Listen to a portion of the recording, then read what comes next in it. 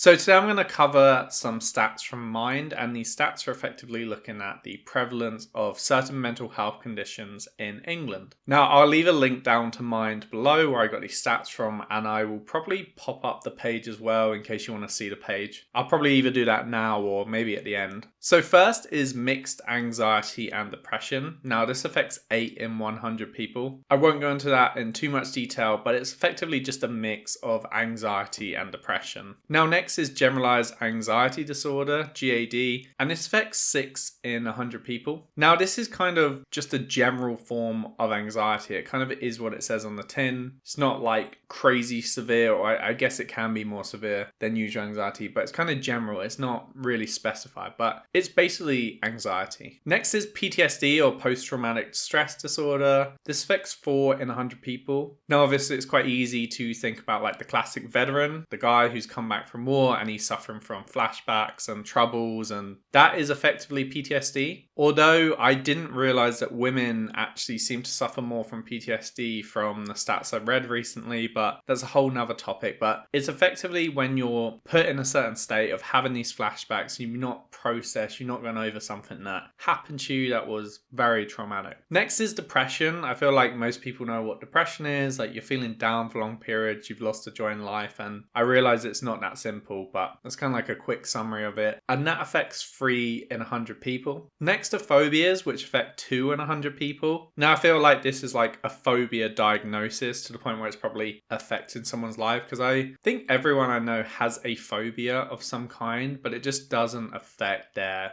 day-to-day life. And if you weren't sure, phobias basically mean you're scared of something. So this could be like spiders or fear of flying, etc. Next is OCD or obsessive compulsive disorder, and this affects 1 in 100 people in England. Now this is normally characterized in the films by people flicking switches on and off, having to turn around like 3 times before leaving. It's driven by these like obsessive thoughts that won't go away. So for example, if I don't do this, something disastrous will happen. And then to try and mitigate that or fix the obsessive thoughts, the individual will use compulsive behavior, such as flicking something 100 times, etc., to try and make those thoughts go away and make that thing not happen effectively. So last is panic disorder. I was going to say last but not least, but it does seem to be the least common one on the list. And that's panic disorder, and it affects fewer than 1 in 100 people. Now this is someone who suffers from panic attacks a lot, and they're a lot more than the normal person or undiagnosed person. For example, they might be getting severe panic attacks, and this might be happening